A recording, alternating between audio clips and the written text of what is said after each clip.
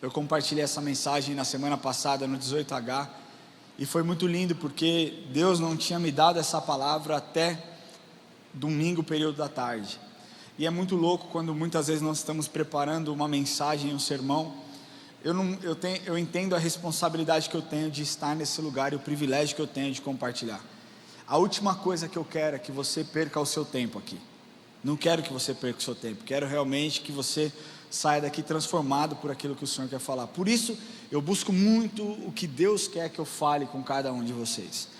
E eu sentia no meu espírito na semana passada que Deus ia fazer algo no culto, e eu sentava para montar a palavra não vinha, até que domingo à tarde eu cheguei aqui um pouco antes do culto. Deus trouxe essa mensagem, e essa mensagem foi linda. O que Deus fez foi lindo, mas eu não vivo do meu passado, eu vivo o meu presente, sonho com o meu futuro.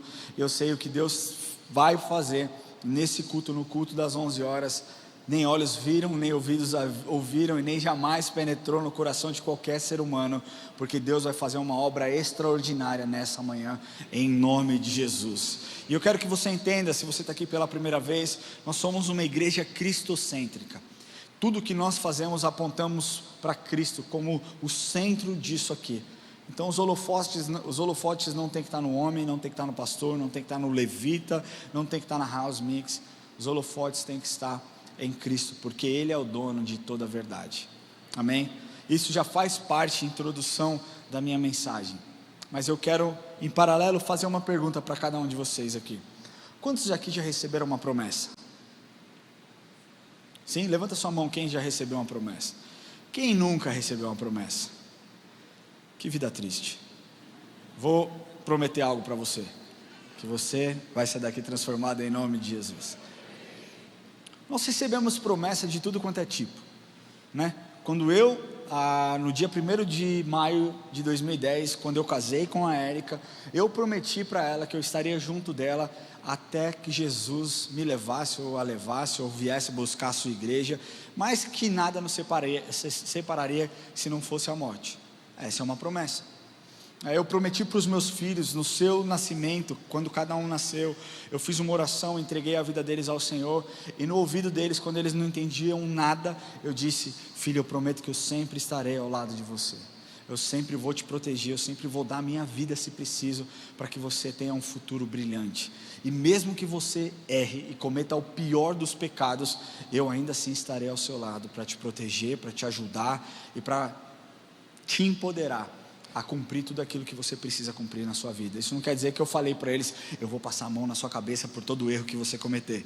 Não disse isso, mas disse que estaria com eles. Foi uma promessa que eu fiz, uma promessa que eu não vou quebrar. Talvez você tenha ouvido promessas do seu chefe. Quem aqui ouviu promessa do chefe no ano passado? Se o chefe está do lado, é a sua hora de levantar a mão agora. O chefe está aí, levanta a mão, que a gente vai revelar agora. Quem ouviu promessa do chefe o ano passado? Do tipo: eu vou te dar uma promoção, eu vou te dar um aumento salarial, eu vou te dar algo, um projeto novo. Não é verdade? Outros ouviram promessas da esposa, do tipo: no ano de 2025 eu vou permitir com que você jogue mais vezes futebol. Olha lá, amém, irmão? Glória a Deus, dá um glória a Deus aí. Outras, as mulheres ouviram promessas dos seus maridos, do tipo: eu vou te ajudar mais em casa, esposa, eu vou auxiliá-la, eu vou lavar a louça, eu vou ajudar com a comida, fica tranquilo, eu vou tirar o fardo das suas costas. Amém, mulherada? É a sua hora. Ó, minha irmã lá atrás ficou até em pé, deu um glória, que bênção, viu? A verdade é que nós estamos cercados de promessas,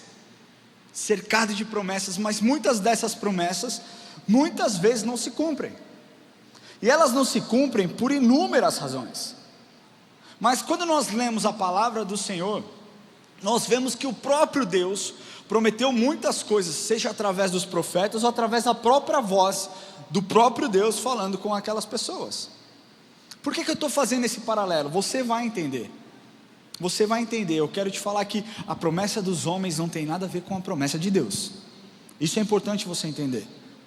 Quando nós lemos o livro de Gênesis, eu eu sou um cristão há alguns anos, vários anos, mas existem pessoas que têm mais tempo de igreja do que eu. Talvez você tenha lido a Bíblia inúmeras vezes, talvez você tenha lido o livro de Gênesis dezenas de vezes. E o que mais tem me impactado, eu comecei um plano de leitura, eu, a Eric e o Enzo, onde nós nos propusemos a ajudá-lo a completar a leitura durante um ano, a leitura da Bíblia inteira durante um ano. Então juntos nós estamos fazendo um plano de leitura, e esse plano começou no livro de Gênesis, e é muito louco, é muito legal, porque no nosso plano, depois que você lê os versículos, os capítulos que dá, nós comentamos, nós fazemos comentários, e uns podem ver os comentários dos outros, sabe, é muito legal. E eu comecei a olhar a história dos patriarcas de uma outra forma. Eu comecei a entender, eu comecei a desejar viver experiências que Abraão viveu, viver experiências que Jacó viveu, que Isaac viveu, que José viveu. Mas para que isso aconteça, eu tenho que também exercer o meu ponto, porque muitas vezes nós achamos que Deus vai fazer a parte dele sem que a gente faça a nossa parte. Abraão até hoje é conhecido como o pai da fé, mas para que isso acontecesse, ele teve que agir em fé e obediência. Quando nós lemos lá no capítulo 12 do livro de Gênesis, Deus fala a primeira vez com Abraão, na época ainda era Abrão, Deus nem tinha mudado o nome dele, ele se chamava Abrão significava pai exaltado, e Deus diz lá para ele no capítulo 12, versículo 1 e 2, ora, disse o Senhor a Abrão, sai da tua terra, da tua parentela, e da casa do teu pai, e vai para a terra que eu te mostrarei. Ele não está falando, ó, vai ali na Mofarrege, e faz isso, ele falou, ó, anda, sai andando, sai da onde você está, sai da onde você vive, e vai andando que eu vou te mostrar ao longo do caminho. E ele diz, de ti farei uma grande nação, e te abençoarei, e te engrandecerei o nome, sê tu uma bênção. Depois, um pouco mais para frente, no capítulo 15, Deus faz uma promessa a Abraão. Na verdade ele já tinha feito na primeira vez, ele diz lá, né, de ti farei uma grande nação, mas ele diz lá no capítulo 15, que Abraão teria filhos, e Sarai, sua esposa, também teria filhos, só que, naquele tempo, Abraão já estava com 75 anos de idade, e Sarai, sua esposa, com 60, amém? Estamos bem? Amém. Perdi. Sarai tinha 65 anos e Abrão 75. Naquela idade, embora as pessoas vivessem mais do que hoje, já era uma idade avançada, não é verdade? Se nós pegarmos José teve filho, algumas gerações pós Abraão, teve filho com 30 anos, mas ainda assim, Deus faz uma promessa para Abraão, e ele diz lá no capítulo 15, versículos de 1 a 5, depois desses acontecimentos, veio a palavra do Senhor a Abrão numa visão e disse, não temas Abrão, eu sou o seu escudo, e o teu galardão será sobremodo grande. Respondeu Abrão, Senhor Deus, que me haverás de dar, se continuo sem filhos, e o herdeiro da minha casa é o Damasceno Eliezer. Disse mais Abrão, a mim não me concedestes descendência, e um servo nascido na minha casa será o meu herdeiro. A isso respondeu logo o Senhor, dizendo, não será esse o teu herdeiro, mas aquele que será gerado de ti será o teu herdeiro. Então conduziu-o até fora e disse, olhe para o céu e conte as estrelas, se é que o podes. Ele disse, será assim a tua posteridade. Sabe o que significa promessa? Segundo o dicionário, promessa é a afirmativa de que se dará ou fará alguma coisa, seja ela um compromisso oral ou um compromisso escrito, e um tempo talvez muito perto ou não tão perto assim. A promessa é algo que vai acontecer num futuro. Esse futuro ele pode ser um futuro distante ou não tão distante assim. Por exemplo, um atleta. Ontem nós tivemos a final da Copinha, da Copa São Paulo de Futebol Júnior. Muitos atletas ali estão com o sonho de se tornar profissional. Muitos promissores, muitos que têm, que são chamados promessa para o nosso futebol. Algo que pode acontecer no futuro, para que eles se despontem, para que eles realmente criem maturidade, amadureçam e se tornem ídolos, seja do seu time ou seja da nação brasileira. Só que, daquele tanto de atleta que joga, eu não sei estimar exatamente qual que é o número de atletas que participam da Copa São Paulo de Futebol Júnior, de 5 a 6% somente se tornam profissionais. E talvez essas promessas que nós vimos ao longo de janeiro jogando esse campeonato, elas miquem e não virem nada. Eu tinha um amigo, o Murilo, eu tinha 17, 18 anos, ele tinha 15, 16 anos, ele era 1 ano e meio mais novo do que eu. E com 16 anos, ele já treinava com os profissionais do Palmeiras. Ele era, cara, altão, 1,89 m com 16 anos, o Jade lembra dele. Era um irmãozão nosso. E com 16 anos, ele já treinava com os profissionais do Palmeiras. Existia uma expectativa gigantesca sobre a vida dele. E um dia, conversando com ele, lá atrás, ele disse assim: Ramon, eu tenho a possibilidade de crescimento, mas tem um menino que é certo. Ele joga na base do Corinthians e todas as vezes que joga a categoria de base do Palmeiras contra a categoria de base do Corinthians, ele faz um auê, cara. Esse menino joga demais, já tem mais de 300 gols na base da seleção, nas categorias de base da seleção, ele tem um futuro brilhante para ser um ídolo do Brasil. Eu falei, é mesmo? Ele falou o nome do atleta e eu comecei a acompanhar. A verdade é que existia uma expectativa de que a promessa fosse cumprida e ela não foi realizada. Esse menino, ele sobe no pior momento talvez da história do Corinthians, no ano do rebaixamento, e todas as expectativas colocadas sobre alguém que não tinha a maturidade, que não tinha o tempo de maturação, foi por água abaixo, e a carreira desse menino simplesmente nunca despontou. Por que eu estou te falando isso? Porque grande parte das nossas promessas passa por inúmeras circunstâncias. Se o seu chefe te promete uma promoção, existem circunstâncias ao longo do caminho que precisam ser cumpridas para que essa promessa aconteça. Você precisa desempenhar bem o seu trabalho, você precisa ser um funcionário excelente, o mercado tem que estar favorável, a economia tem que estar girando, sabe, o local de trabalho tem que ser uma organização legal, tranquila. Da mesma forma, quando você promete para alguém, para entregar um relatório para o seu chefe, se você depende de outras áreas, e essas áreas não te ajudam a completar esse relatório, a sua promessa também é quebrada. Agora entenda uma coisa, nós estamos falando aqui de promessa feita por homens, e o ponto crítico da nossa vida é que muitas vezes nós pegamos as promessas quebradas por homens, e comparamos com as promessas que ainda não foram realizadas por Deus. Existe uma grande diferença entre o homem quebrar sua promessa e a promessa do Senhor ainda não ter sido concretizada na sua vida. Quer dizer que Deus quebrou a sua promessa? Não, quer dizer que o tempo da promessa ainda não chegou.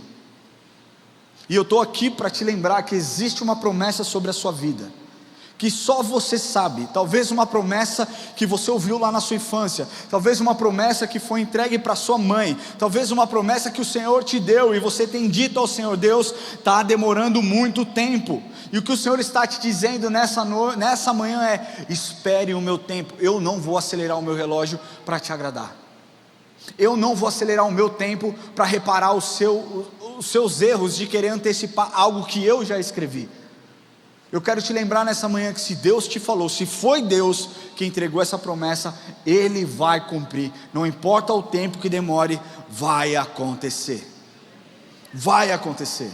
Você pode olhar para a pessoa que está do seu lado e falar para ela assim: se Deus te prometeu, Ele vai fazer. Talvez você não veja um cenário favorável, talvez você não entenda como, mas eu quero te falar que o Deus a quem nós servimos, Ele é um Deus criativo. Ele é um Deus que cria um mar no deserto, Ele é um Deus que abre o mar, Ele é um Deus que cria a vida, Ele é um Deus que faz tudo. Você acha que o seu problema é muito grande para o Senhor? Nosso Deus é enorme demais para que nós tentemos compreendê-lo. Deixa eu te falar uma coisa: não deixe com que a demora no cumprimento dessa promessa gere uma frustração na sua vida, porque a frustração, ela tem um potencial enorme de gerar em nós atitudes irresponsáveis que Deus não quer que nós tomemos. A frustração, quando muitas vezes a promessa demora para se cumprir, o que muitas pessoas fazem, elas metem os pés pelas mãos e elas querem ser Deus e decidir o seu próprio futuro. Deus me falou isso, então como Deus não está fazendo, eu vou acelerar para chegar e para eu conseguir cumprir, para eu conseguir fazer. Se Deus te prometeu, fica tranquilo que Ele vai fazer. E essa demora, e essa espera, na verdade, ela não pode ser uma espera passiva, onde você somente senta e espera. É uma espera ativa, ativa em fé, ativa em oração, ativa em alimentar o seu espírito, acreditando que o Deus que falou é o Deus que cumpre. Agora, meu irmão, eu estou te falando uma coisa aqui. Não deixe com que a frustração tome conta do seu coração, e faça com que você tome atitudes irresponsáveis. Existe uma promessa de Deus na sua vida? Espera o tempo de Deus, espera aquilo que Deus vai fazer. Segundo ponto dessa mensagem, e na história de Abraão e Sara, quando nós vemos, é que existiu uma promessa sobre a vida deles, e de repente a promessa demora para acontecer, e a frustração toma conta da vida de Sara, toma conta da vida de Abraão. Mas a frustração não é algo somente daquele tempo. Existe um estudo realizado pela Forbes Brasil, em parceria com a Deloitte. Deloitte é uma grande empresa de consultoria e auditoria. Esse estudo apontou que 62% dos millennials são pessoas que nasceram entre 1984 e 1995, 1984 até 1995, 62% das pessoas que nasceram nessa geração se sentem frustrados, e a frustração, ela se dá por inúmeros motivos, talvez por idealizar algo que não vai acontecer. Hoje, é muito comum a gente ver um monte de gente na rede social falando assim: eu fiz o meu primeiro milhão antes dos meus 30 anos. Metade ou mais da metade é mentira. A gente não tem que pautar a nossa vida, basear a bondade de Deus naquilo que as pessoas falam em redes sociais, meu irmão. Tira os seus olhos da rede social, volta os seus olhos para a palavra de Deus, o que a palavra de Deus diz. As pessoas acham que só porque se converteram e entregaram o seu coração para Jesus, nunca mais passarão dificuldades e tribulações. A palavra de Deus nos ensina o contrário disso. No mundo tereis aflições, mas tende bom ânimo, porque eu venci o mundo. Quando nós lemos a história do apóstolo Paulo, ele diz: eu sei viver com pouco, eu sei viver com muito, eu sei viver com escassez, eu sei viver com abundância, eu sei viver liberto, eu sei viver em perseguição, mas eu não sei viver sem Cristo. Basicamente ele diz, eu tudo posso naquele que me fortalece. Agora nós vivemos essa geração, uma geração que está acuada. Por quê? Porque viu os seus sonhos profissionais não sendo realizados, talvez idealizou que até os 40 anos a sua vida estaria forte, seu relacionamento estaria forte, já teria filhos, já teria expectativas, mas por conta de uma crise econômica, financeira, social, profissional, o sonho não se realiza. Um outro dado legal que eu acho desse estudo, que aponta que também grande parte da frustração dos millennials é porque nós olhamos as gerações acima de nós, os baby boomers ou outras gerações que vieram antes, e nós olhamos os feitos deles e nos frustramos porque nós não conseguimos fazer o que eles fizeram. E eu quero falar uma coisa para você: pare de comparar gerações. Isso serve para mim também. Existe algo que Deus fez na geração dos meus pais, que foi para a geração dos meus pais. Existe algo que Deus está fazendo, ou que Deus fez na minha geração, que foi para a minha geração. Existe algo que Deus vai fazer na geração dos meus filhos, que é para os meus filhos. Agora, o que nós criamos, o que eu vejo sendo criado até mesmo dentro das igrejas, é uma rivalidade inútil que não serve para nada se não separar o corpo de Cristo, onde as gerações que estão chegando não conseguem olhar para as gerações passadas, enxergar o legado e a história construída. Elas simplesmente pensam: está na hora de eu descartar tudo aquilo que eu vivi, está na hora de eu descartar tudo aquilo que fizeram e eu viver algo novo para o Senhor. Nós não podemos descartar, jogar fora, porque para nós pisarmos aqui, eu falo com todo o meu time isso aqui, para nós pisarmos onde nós estamos, muitos quebraram pedras na marreta, sabe, suaram sangue, sonharam com isso, viveram, sofreram. Nós não sofreremos coisas que eles sofreram, mas nós teremos as nossas dores, as dores da nossa geração. Nós precisamos parar de comparar gerações, família, porque existe algo nessa geração que é a força e a vitalidade, mas existe algo nas gerações que vieram, que é a experiência e o legado. daqui para frente, como que eu quero ser lembrado? O que eu quero deixar? Um legado? Ou eu quero deixar uma história triste? Frustração tem tomado conta tamanha dessa geração millennials, que 50% dizem que estão com burnout. Quem aqui tem mais de 60 anos? Levanta sua mão. Você sabe o que é burnout? Você sofreu burnout na sua vida? Essa geração não tinha tempo para burnout, meu irmão. O cara estava morrendo, mas estava lá trabalhando. Não tinha frescura. Você é louco, naquela época o chefe gritava, não gritava? Xingava, não xingava? Hoje, se o chefe fala grosso, as pessoas tremem, elas sacolhem e ainda saem falando: que tóxico ele é. Meu chefe é tóxico, meu relacionamento é tóxico. Gente, eu vim de uma família humilde. Meu pai tinha 2 empregos para sustentar a nossa casa. Quantas vezes ele já não estourou e muitas vezes quis sumir, mas nem por isso ele fez isso. A gente precisa parar de se esconder atrás de diagnósticos. A gente precisa parar de se esconder atrás de experiências que outras pessoas imputam sobre nós. E vocês estão vendo alguém falando aqui que se preocupa com saúde mental. Alguém aqui que já teve depressão, que já tomou remédio. Alguém aqui que não banaliza, que não diz que depressão é falta de Deus ou frescura. Mas o que eu vejo é a hipervalorização da doença e a subvalorização do poder e autoridade de Deus na sua vida. As pessoas ficam lá dizendo: não, porque eu sou depressivo, porque eu sou ansioso, porque eu sou assim. Não, você não é, você está. Você é filho de Deus. É diferente, meu querido. Você não está filho de Deus, você é filho de Deus. Você pode estar enfermo, mas isso não define quem você é. Essa geração não pode ser definida por problemas emocionais.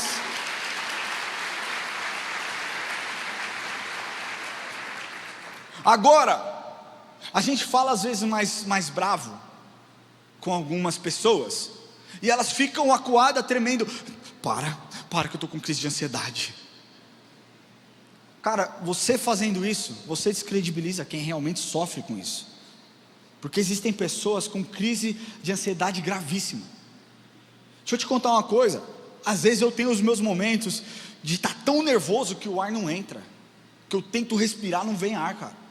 E aquilo vai gerando uma agonia, vai gerando um desespero. E eu tenho que orar, eu tenho que falar: Senhor, o Senhor controla a minha mente, o Senhor controla o meu corpo, o Senhor controla os meus pensamentos. Manda ar aqui, porque eu não estou dando conta.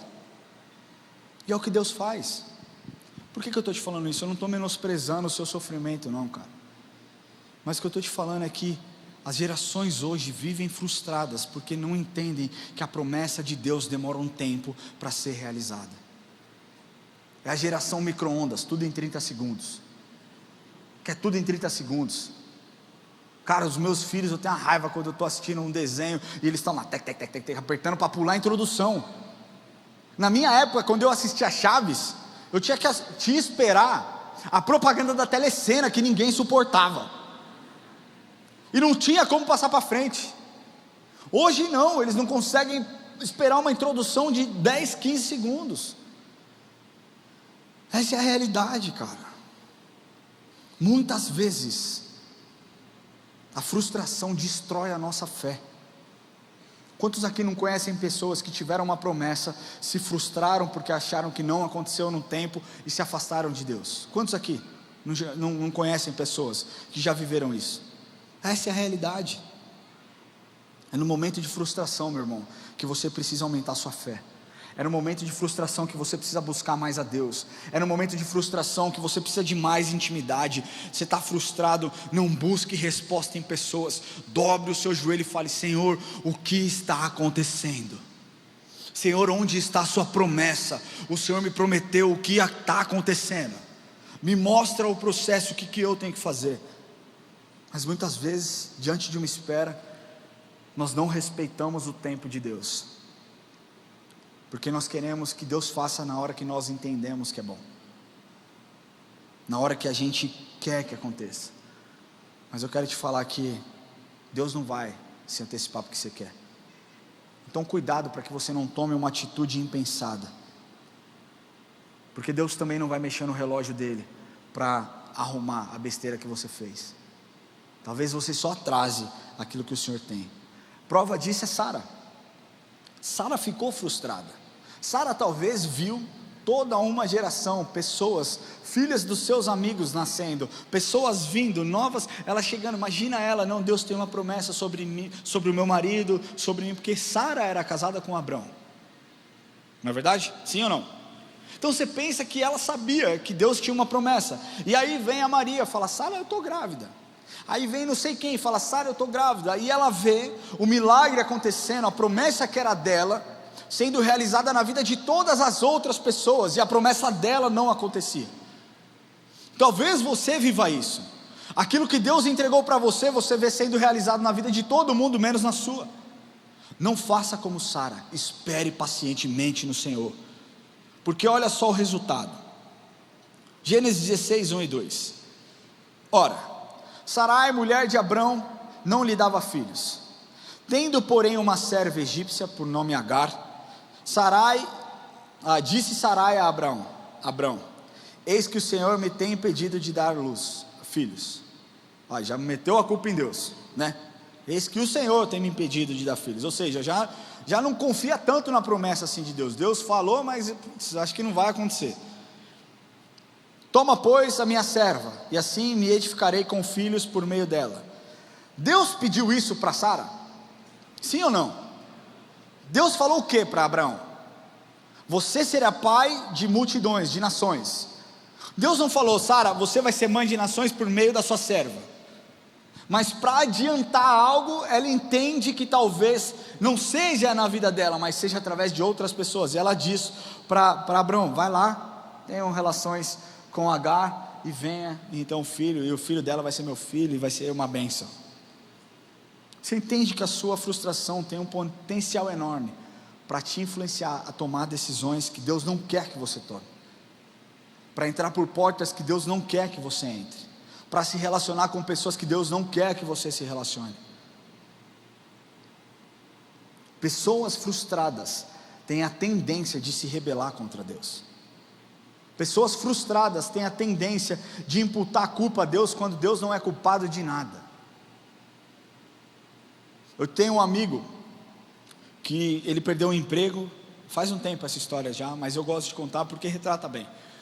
Ele perdeu um emprego, e ele conversando comigo, ele disse, ele estava em paz, mas ao mesmo tempo angustiado, um pai de família, um cara responsável, um homem sério.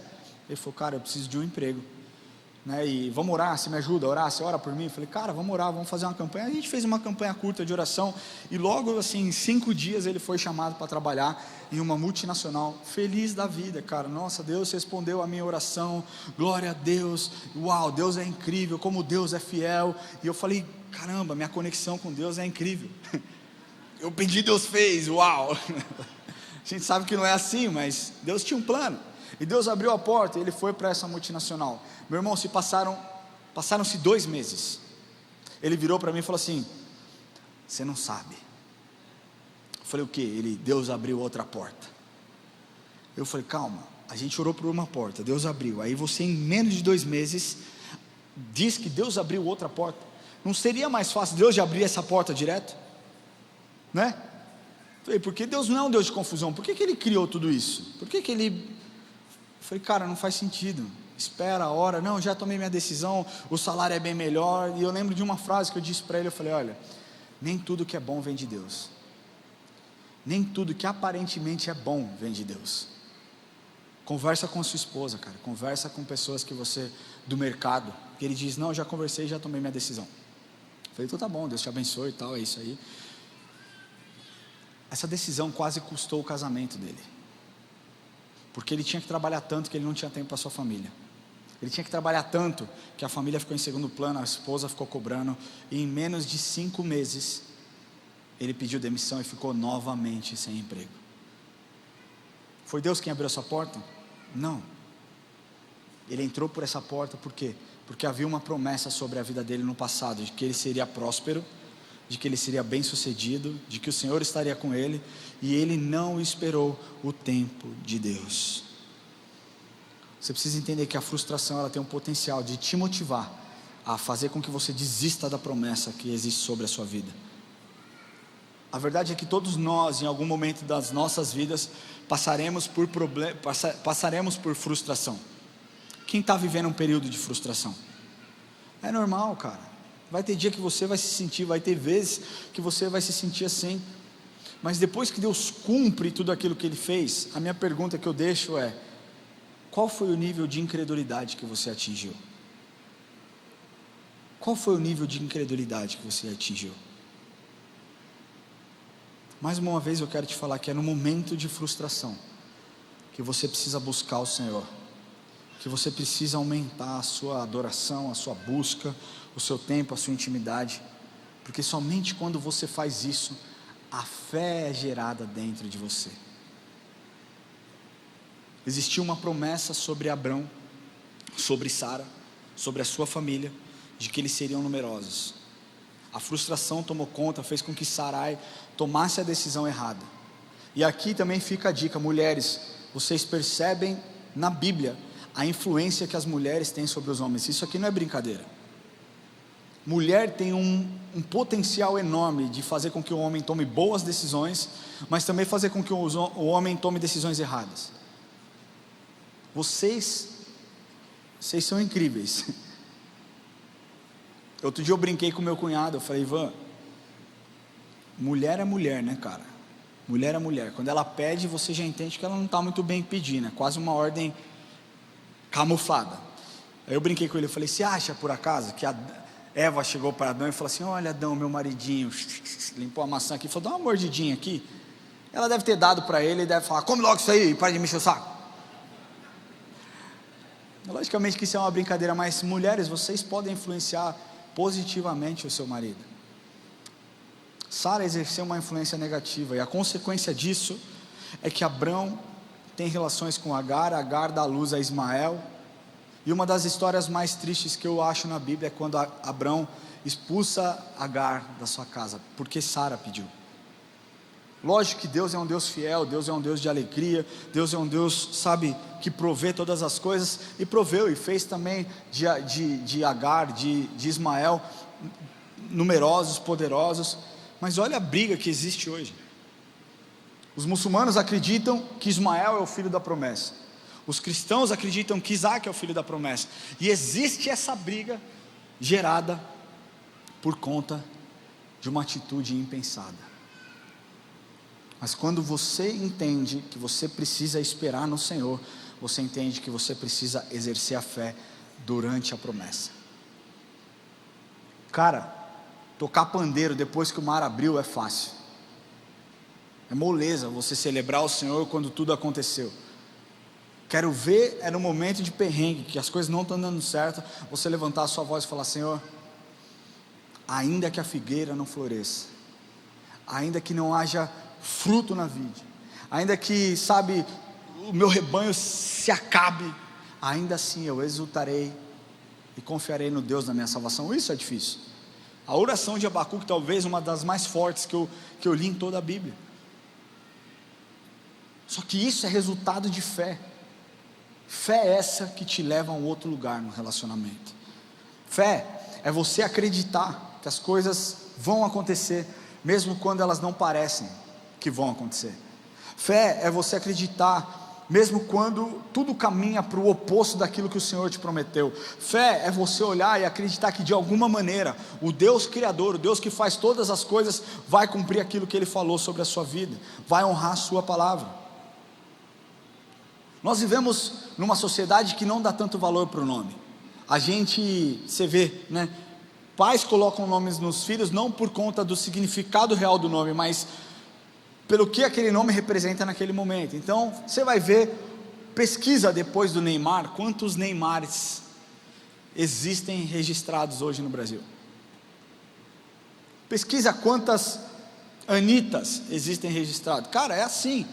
A pessoa olha alguém que ela admira e fala: meu filho vai se chamar Djavan. O que significa Djavan? É o cantor, eu não sei o que significa, mas vai chamar de Djavan. Cara, Djavan, desculpa. Mas na Bíblia não, na Bíblia as pessoas tinham, o nome ela tinha um peso muito forte. Então, Abrão significava pai exaltado, não condizia com a promessa que Deus tinha para ele, que ele seria pai de numerosas nações. Então Deus apresenta-se a ele para reafirmar sua promessa, e não somente isso, como prova de que ele cumpriria a sua promessa, ele muda o nome de Abrão para Abraão. Olha o que está escrito lá em Gênesis capítulo 17, versículo 3 a 6, diz assim: prostrou-se Abrão rosto em terra, e Deus lhe falou: quanto a mim, será contigo a minha aliança, será pai de numerosas nações. Abrão já não será mais o teu nome, e sim Abraão, porque por pai de numerosas nações te constituí, far-te-ei fecundo extraordinariamente, de ti farei nações, e reis procederão de ti. Deus muda o nome de Abrão para Abraão quando ele tinha 100 anos. Deus muda o nome de Sarai para Sara quando ela tinha 90 anos. Deixa eu te falar uma coisa, não fazia 6 meses que Deus tinha prometido, não fazia 1 ano, 2 anos, 3 anos, 25 anos se passaram de quando Deus falou a primeira vez com Abraão a respeito da promessa, até o cumprimento daquilo que Deus falou que faria.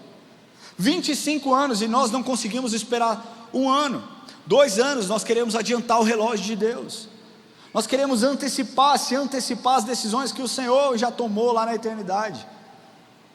Olha o que Deus disse a Sara, capítulo 17, versículo 15 a 19, disse também Deus a Abraão: a Sarai tua mulher já não lhe chamará Sarai, porém Sara, abençoá-la-ei e dela te darei um filho, sim, eu a abençoarei e ela tornará nações, reis de povos procederão dela. Então se prostrou Abraão rosto em terra, e se riu e disse consigo: a um homem de 100 anos há de nascer um filho? Dará à luz Sara com seus 90 anos? Disse Abrão a Deus: tomara que viva Ismael diante de ti. Não tinha entendido. Deus aqui fala claramente que ele seria pai de numerosas nações com Sara, e ele fala: tornará Deus viva Ismael diante de ti. Cara, calma, presta atenção no que Deus está falando. Às vezes a gente está tão preocupado em acelerar aquilo que Deus quer nos entregar, que a gente quer adivinhar o coração de Deus. Calma, meu irmão. Deus lhe respondeu: de fato Sara tua mulher te dará um filho, e lhe chamarás Isaque. Estabelecerei com ele a minha aliança perpétua para a sua descendência. Você quer saber quando a fé começa a ser exercitada? Quando os recursos acabam.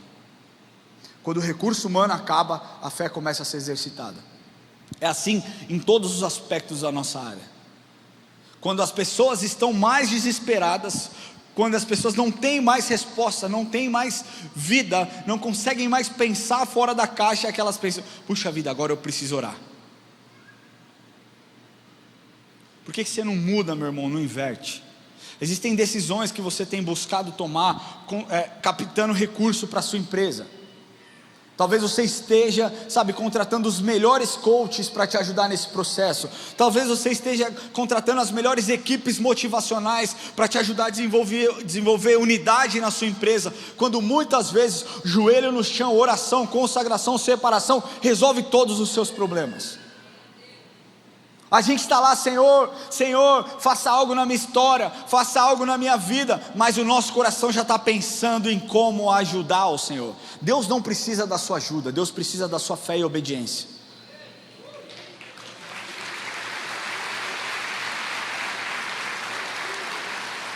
O Deus Criador não precisa que você ajude Ele a executar a promessa. O que Ele quer é obediência. Você quer ajudar Deus? Obedeça.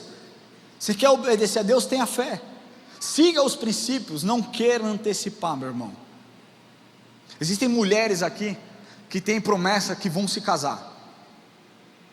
Pode gritar. Não se entregue para qualquer um. Não se entregue para qualquer homem. Tem um monte de homem aí com conversa mole, bom de lábia, que não quer nada senão aproveitar de você, se aproveitar de você. Não entrega o seu coração, não entrega o seu tesouro para ninguém não. Espera no Senhor a resposta certa, a pessoa certa. Da mesma forma que tem um monte de homem esperando a mulher do Senhor. E aí aparece a irmãzinha, toda bonita, vestida sensual, e o cara fala: uau, é a varoa da minha vida. Não, meu irmão, não é a varoa. Espera no Senhor, cara, porque tomar decisão por nós mesmos, o potencial de nós errarmos é absurdo, é grande, é muito grande. Outro dia, na minha sala, faz um tempo, entrou um rapaz, pediu para se aconselhar comigo. Eu falei: claro, vamos conversar. E eu, para aconselhamento, eu sou muito direto. Então assim, cara, a Bíblia diz que você tem que fazer isso. Você quer fazer isso? Ah, não quero. Então, cara, não perde meu tempo, não perde seu tempo, vai, né? Deus te abençoe e vai, resolve. E não dá para ser assim no aconselhamento. Aconselhamento, a gente entende que existem circunstâncias, existem uma série de coisas que fizeram, que ajudaram a pessoa a chegar naquele momento. Mas enfim, ele chegou na minha sala chorando, um marmanjão, cara grandão, forte, e assim, cara, caiu no choro. Ele nem me deu boa tarde, bom dia, ele só chorou. E eu pensei, cara, morreu alguém da família dele, ele teve uma perda muito significativa, e aquilo já quebrou meu coração, cara, já fiquei muito triste. E ele, pastor, eu falei: calma, vamos conversar, se acalma. Ele se acalmou. Eu falei: cara, o que está acontecendo? Meu noivado acabou.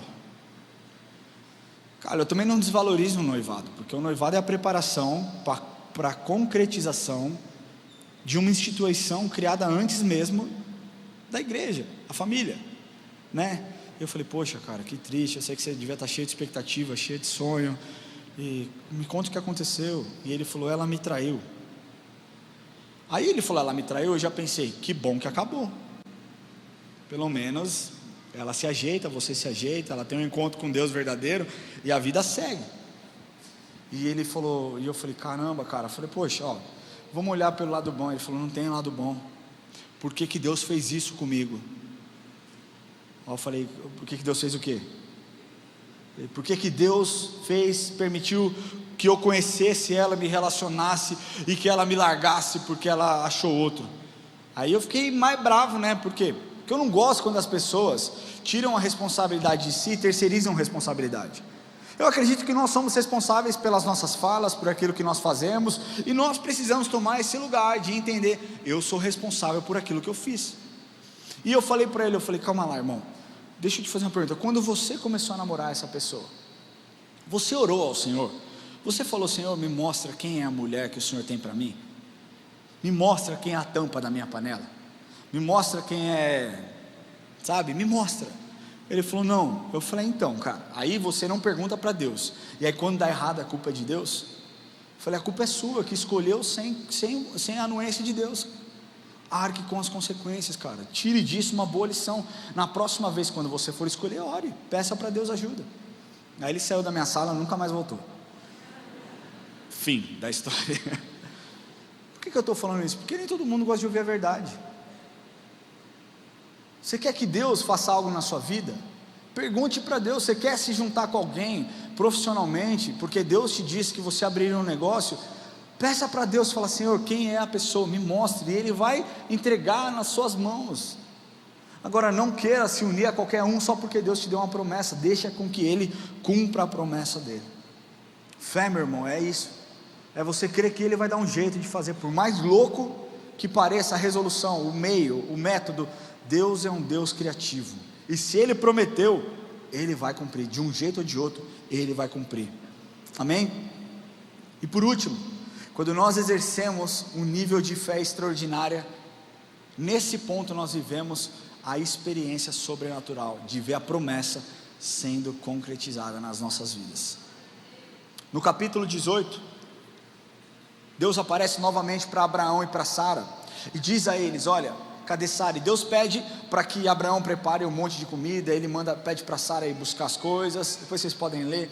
E aí ele pega vai pegar o seu melhor cabrito. Ele mata o cabrito. Eles fazem um almoço. E aí Deus diz: olha só, daqui 1 ano nós voltaremos aqui e Sara estará com filho. E é nesse momento, lembra que Sara riu? É nesse momento que Sara ri. E ele diz: você riu? Ela diz: eu não ri. Ele diz: você riu sim. Porque nem Sara acreditava mesmo que aquilo poderia acontecer.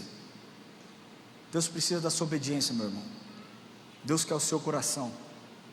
E o que acontece, que a experiência vivida por Sara marcou a história da humanidade, porque de Sara veio Isaac. Olha o que está escrito lá no capítulo 21, versículo de 1 a 3. Visitou o Senhor a Sara, como lhe dissera, e o Senhor cumpriu o que lhe havia prometido. Sara concebeu e deu à luz a um filho, a Abrão,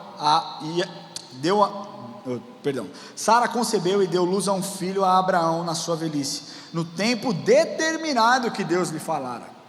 Deixa eu fazer uma pergunta para vocês: foi no tempo da Sara? Foi no tempo de Abraão? Foi no tempo de quem? Agora, meu irmão, você acha que vai ser no seu tempo mesmo? Às vezes eu penso: Deus, o Senhor é tão bom comigo, quem sou eu na fila do pão? Quem sou eu na fila do pão? Não sou ninguém, e o Senhor é tão bom comigo. Deus não te olha pelos seus métodos, pelas suas obras, pela sua influência. Deus te olha como filho. E o que é louco de Deus, e o mais legal, é que perante Deus todos nós somos iguais.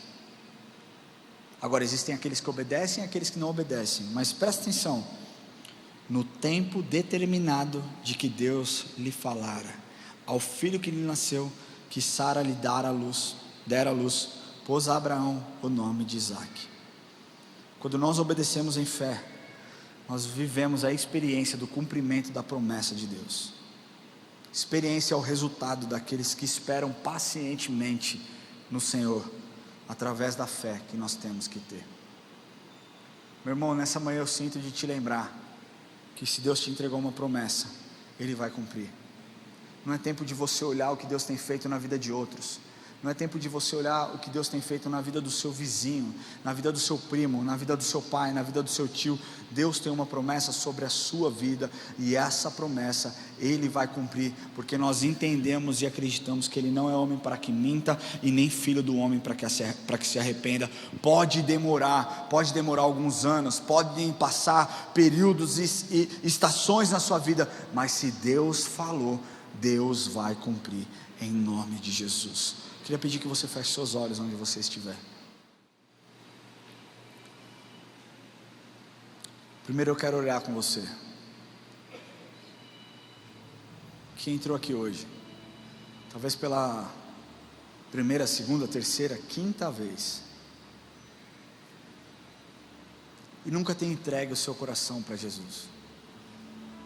Para que a obra do Senhor comece na sua vida, meu irmão, você precisa se entregar para Ele. Talvez você esteja vendo a sua vida ruir, talvez você esteja vendo os seus sonhos se esvairindo, talvez você esteja vendo, os seus projetos inacabados e sem a menor chance de continuar. O que eu quero te falar é que você precisa entregar para o Senhor, para que Ele faça a boa obra. Posso comparar aqui como uma obra de uma casa, a parede torta, com rachaduras, a ponto de cair e destruir, colocar sua vida em risco, essa construção. E então chega um engenheiro, o arquiteto, e fala assim: olha, eu tenho a solução para a gente restaurar isso, para a gente guardar, para a gente proteger a sua vida, a vida dos seus familiares. Posso começar a obra? E aí as pessoas dizem: não, agora não, eu preciso esperar mais um pouquinho para que essa obra comece. É mais ou menos isso. Deus está vendo para o buraco que você está indo, e o que Ele está te pedindo nessa manhã é: eu preciso de autorização para começar a obra, e essa obra é a redenção na sua vida. O que Deus quer não é que você estabeleça uma religião, que a partir de hoje você diga: eu sou um evangélico. O que Deus quer não é que você diga: a partir de hoje eu sou um membro da IA Church. Isso tudo vai ser consequência, meu irmão, de uma única decisão. A decisão de dizer: Senhor, entra no meu coração, para que então eu possa ser chamado de filho, de filha, para que o Senhor mude a minha história, para que o Senhor construa coisas novas, para que as promessas do Senhor se cumpram na minha vida. Talvez você tenha ouvido promessas, da sua mãe. Talvez a sua mãe tenha profetizado sobre você, que você seria uma grande mulher, que você seria um grande homem. Talvez pessoas tenham lançado palavras de Deus sobre a sua vida. E não está acontecendo porque você quer tomar as decisões pelo seu próprio entendimento daquilo que é certo, errado, bom ou ruim. Hoje o Senhor está aqui para colocar um basta nisso, para te dizer: filho, eu realmente me importo, e me importo tanto que preparei essa mensagem para que você se encontre verdadeiramente comigo, e que a partir de hoje você entenda que você nunca mais estará sozinho, porque eu estarei com você. Ele está aqui te dizendo hoje: não são todos os caminhos que levam a Deus. Ele diz: eu sou o caminho, a verdade, eu sou a vida, e ninguém vem ao Pai, ninguém se relaciona com o Pai senão através de mim. Jesus não quer o seu dinheiro, Jesus quer o seu coração. E Ele está aqui nessa manhã pedindo uma oportunidade para mudar a sua história, uma oportunidade para escrever o seu nome no livro da vida. Eu um dia tomei essa decisão e foi a melhor decisão que eu tomei na minha vida.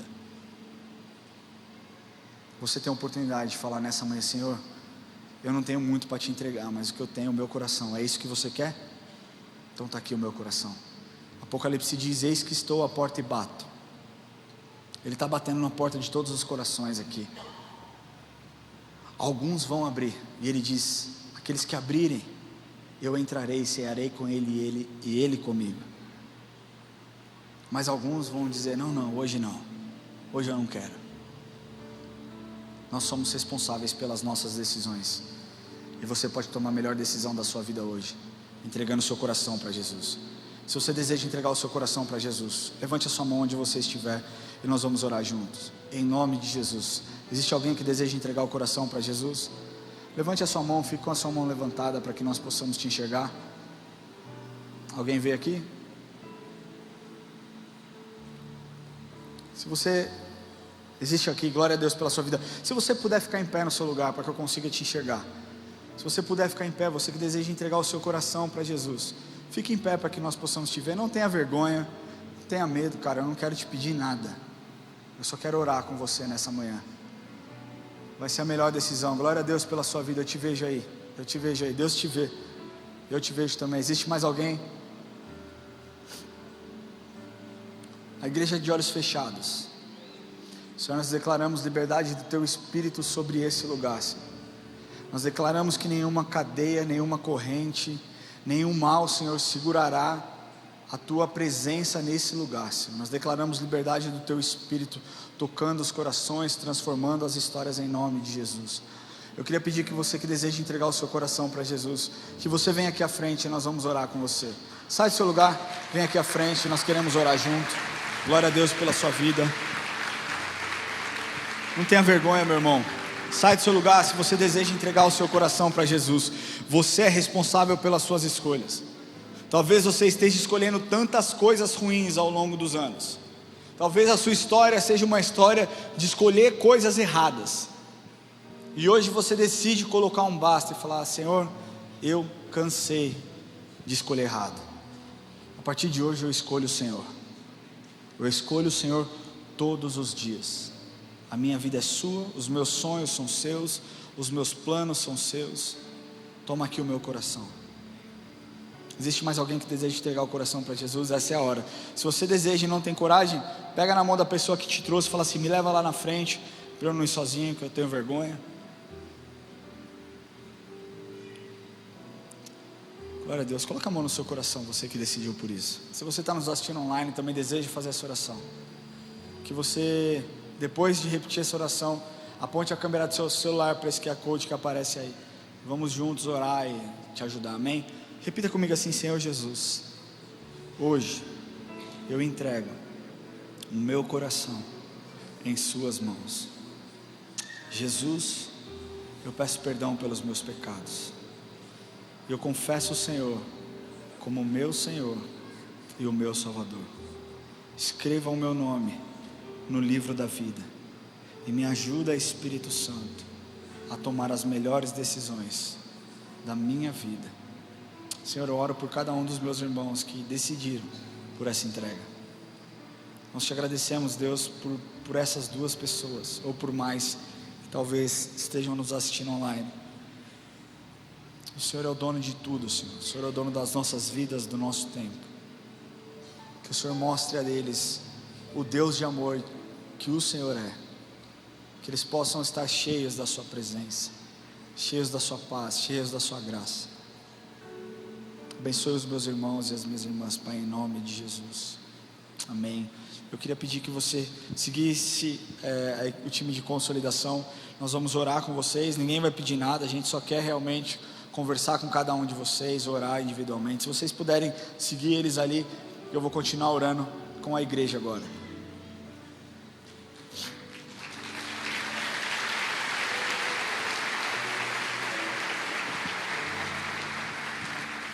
Eu queria agora falar com vocês que estão frustrados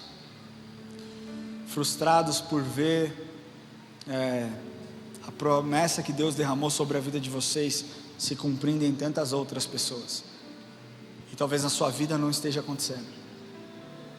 Talvez você tenha a promessa de ser mãe, de ser pai, e o diagnóstico, cara, tá terrível, não tem como. Eu quero falar que se Deus prometeu, Ele vai dar um jeito de fazer. Ele mexe o impossível, Ele faz o sobrenatural. Talvez você tenha recebido a promessa de uma promoção e você vê outras pessoas progredindo no trabalho e você ficando para trás. Eu quero te lembrar que se Deus te prometeu, Ele vai fazer, nem que Ele abra uma porta, ou então a porta que Ele abrirá é em outro lugar e você será exaltado nesse outro lugar. Talvez você tenha recebido a promessa de uma cura para uma enfermidade. Eu quero falar que Deus não se esqueceu de tudo aquilo que Ele te disse. Talvez você esteja frustrado, e frustração é algo que todos nós podemos ter, mas somente aqueles que têm a fé renovada, as suas esperanças aumentadas, conseguem experimentar o sobrenatural do Senhor. Se você tem realmente frustração no seu coração e você talvez hoje deseja pedir ao Senhor: Senhor, me lembre das promessas, me lembre das coisas que o Senhor falou, me lembre daquilo que o Senhor já derramou sobre mim, e que eu continue crendo, que eu não esmoreça, que eu não diminua a minha fé no Senhor, que a minha fé, muito pelo contrário, aumente, porque o Senhor é o Deus da minha salvação. Se você deseja isso, nessa manhã, eu quero pedir que você levante do seu lugar, e nós vamos orar junto. Se você deseja que a sua frustração seja transformada em uma fé extraordinária, eu quero pedir que você saia do seu lugar e que você venha aqui à frente, em nome de Jesus, e nós vamos orar. Pode sair do seu lugar, pode vir aqui à frente. Nós vamos orar juntos, nós vamos declarar, sabe, um renovo espiritual sobre a sua vida, um tempo de fé, de esperança, de novidade, de expectativa das coisas que o Senhor fará. E eu quero declarar sobre a sua vida que nenhum plano que o Senhor já declarou e já programou para você será frustrado. Deus é um Deus que cumpre o que Ele diz. Deus é um Deus que não mente. Deus é um Deus que não se arrepende. Se Ele disse que Ele vai fazer, acredite, meu irmão, Ele vai fazer. Nesse lugar aqui hoje talvez seja o lugar onde você precisa derramar as suas lágrimas, não porque são as lágrimas que trarão a vitória, mas talvez para que você se lembre de que o Senhor é o seu consolo nesse momento também. Deus tem uma promessa para você. Pastora Silene, queria que ela liberasse uma palavra sobre a vida de vocês. Talvez eu vou fazer outra oração depois, mas eu acho que é importante ela fazer. Pastora, compartilhe um pouquinho da sua história com a gente aqui. Queridos, eu estou aqui por ordem de Deus. Quando eu recebi essa palavra e estou vivendo a promessa de Deus na minha vida, mas quando o louvor começou a tocar, esse foi o louvor que durante anos eu e meu marido cantamos. Nós vivemos 12 anos de esterilidade e havia sobre nós uma sentença. Eu era uma mulher estéril e nós declarávamos esse louvor e que nós veríamos os nossos filhos e cantaríamos com ele. E eu estou aqui para te dizer, há um Deus no céu que cumpre as suas promessas, que tem para nós o sim e o amém. Eu quero te dizer que não sei qual é a área de esterilidade na sua vida, mas esse Deus continua a trabalhar em favor daqueles que nele esperam. E nós queremos nessa manhã liberar uma palavra de fé ao seu coração, profetizar que venha a luz, que venha a existência a tua promessa, que vocês creem e caminhem na unção de Deus, porque Deus trabalha. Deus é aquele que não desiste, não é um homem para que minta, nem homem para que se arrependa. O que Ele prometeu, Ele há de cumprir. É assim que diz a palavra. E que seja liberado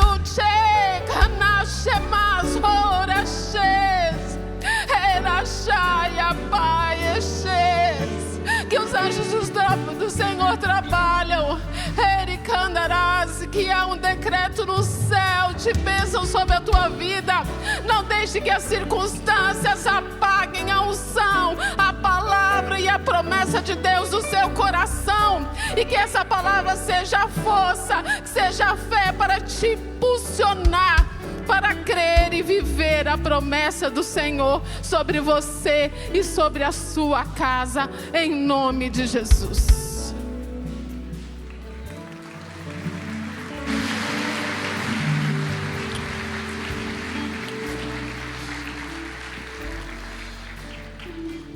Eu não sei se é muita exposição, mas eu queria orar com você que talvez deseja, porque essa história de Sara e Abraão fala muito sobre filhos.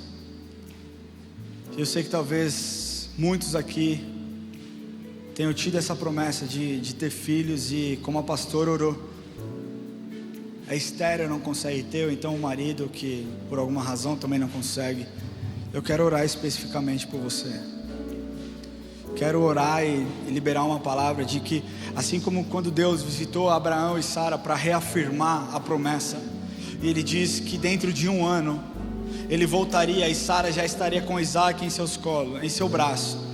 Eu declaro sobre a vida de vocês que daqui a 1 ano a história será totalmente outra, e você se lembrará de janeiro de 2025 e saberá que Deus fez um milagre, que Deus operou um milagre. Senhor, em nome de Jesus, nós não oramos em nome de homens desse lugar, mas nós oramos em nome do Senhor dos exércitos, o dono e o autor de toda a vida. Por isso nós declaramos vida sendo gerada nessa manhã, vidas, Senhor, sendo geradas nesse dia, Senhor, em nome de Jesus. Que aqueles que por qualquer razão não consigam engravidar, Deus dá o seu jeito, faz da sua forma, mas que o testemunho esteja nos nossos lábios, e que nós possamos juntos lembrar de que o Senhor é bom, de que o Senhor não se esqueceu, de que o Senhor não retrocedeu na sua ideia, e de que o Senhor cumprirá. Senhor, eu declaro, Senhor, no dia de hoje, algo sendo gerado no útero, algo sendo gerado dentro, Senhor, de cada uma dessas mulheres e desses homens, para que Deus, eles experimentem a novidade de vida que só o Senhor pode fazer. Pai, o Senhor é o autor, o Senhor é o consumador da vida e da nossa fé. Por isso nós olhamos para o Senhor. A medicina diz que não há jeito, mas nós não estamos ligando para aquilo que a medicina diz. Nós vamos debaixo de uma palavra que diz: e tudo aquilo que pedires em meu nome, a fim de que o Pai seja glorificado, o Senhor assim faria. Senhor, que filhos sejam consagrados nessa manhã, nesse lugar. Que filhos sejam consagrados nesse lugar, que vidas sejam geradas, e que o testemunho, Senhor, esteja pronto para ser dado. Senhor, nós oramos também, Deus, por aqueles que têm um diagnóstico de doença e uma promessa de cura, Senhor. E nós oramos, Deus, que toda enfermidade, seja ela no âmbito físico, emocional, seja lançado agora fora em nome de Jesus. Nós pedimos, Deus, que o cumprimento da sua palavra se faça presente nesse dia. Nós estamos aqui, Senhor, não é um show, Deus, é aquilo que só o Senhor pode fazer, Deus, é aquilo que só o Senhor pode fazer. Por isso, no seu nome, no nome de Jesus, Nós oramos e declaramos que toda enfermidade saia agora em nome de Jesus, que toda célula cancerígena saia agora em nome de Jesus, que toda, Senhor, doença hereditária saia agora em nome de Jesus. Nós declaramos que toda doença de ordem emocional saia agora em nome de Jesus. Nós declaramos o pleno funcionamento do corpo, o pleno funcionamento da mente, o pleno funcionamento das emoções. Deus, para aqueles que estão esperando a sua porta aberta, com base na promessa que o Senhor fez, Deus, que eles possam se lembrar de que no tempo do Senhor, no tempo que o Senhor determinou, o Senhor fará, Deus. Como filhos, Deus, que pedem, nós pedimos que o Senhor abrevie o seu tempo. Por favor, Jesus, olha a aflição, olha a tristeza, olha a angústia. Mas nós declaramos, Deus, que nós não vivemos pelo que nós vemos. Nós vivemos, Deus, nós acreditamos que nós vivemos por aquilo que nós cremos que o Senhor fará, porque nós sabemos que aquele que começou a boa obra em nossas vidas é fiel para cumprir. Será que você pode cantar isso mais uma vez? Será que você pode levantar suas mãos em sinal de rendição e declarar mais uma vez ao Senhor, aquele que começou a boa obra em nossas vidas? Será que você pode fazer isso? Então levante as suas mãos no seu lugar e declare aquele que começou. Senhor, nós te agradecemos pelo seu mover e manifestação nesse lugar. Deus, nós sabemos que o Senhor fez, Deus. Que ninguém olhe para esse lugar e pense que foi o homem que gerou alguma coisa. Foi o Senhor quem fez. Ao Senhor nós damos todo o crédito. É o Senhor, é o seu lugar, é a sua honra, é a sua glória, é o seu poder se manifestando em nós. Obrigado, Senhor, por cada testemunho gerado nessa manhã. Que eu peço, Deus, que o Senhor os leve para casa em segurança.